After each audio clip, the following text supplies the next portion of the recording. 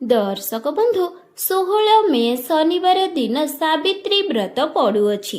प्रत्येक सधवा नारी माने एही व्रत को पालन करिथांती। सावित्री व्रत रे भूल रे भी एही पांचटी जिनिस बाप घरु आणंतु नाही एवं स्वामी को हेबो अमंगल।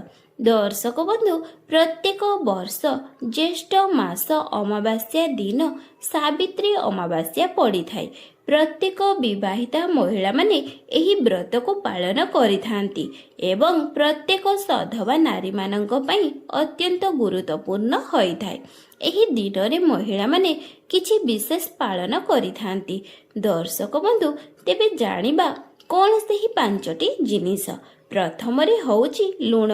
सावित्री व्रत दिन बाप घरु लुण आनिबा अशुभ मना जाए। हिंदू धर्म रे लुण को संपर्कर प्रतीक मना जाए। एही दिन लुण आनिले घरे कलह एवं अशांति बढ़ी पारे। दर्शक बंधु द्वितीय रे होउची झाड़ू। झाड़ू को माँ लक्ष्मी को प्रतीक बोली कहा जाए।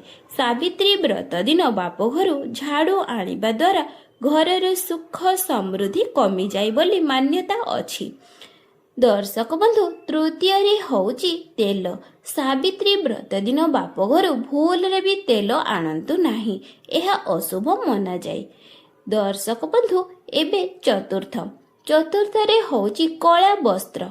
सावित्री व्रत एक पवित्र और शुभ व्रत होई थाए। कला वस्त्र बा कला जिनिस अशुभ मना जाए एवं कला रंगर वस्त्र एवं इत्यादि किछि आणंतु नाही। कला वस्त्र आनिले घरर नेगेटिव एनर्जी आसीपारे। सावित्री व्रत दिन लाली हलदिया एवं सबुज रंगर वस्त्र पिंधिबा शुभ होई थाए।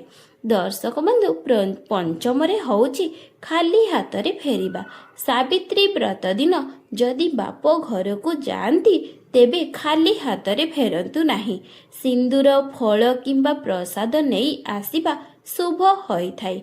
एहा द्वारा घरे सुख शांति और समृद्धि आसी थाए। तेबे दर्शक बंधु सावित्री व्रत दिन एही पांचटी जिनिस भूल रे भी आणंतु नाही। तेबे दर्शक बंधु आशा करिछि आजिर एई वीडियोटी निश्चय भल लागिबो। वीडियोटी भल लागिथिले वीडियोटी को गोटिए लाइक एवं सब्सक्राइब निहाती करंतु। जय जगन्नाथ।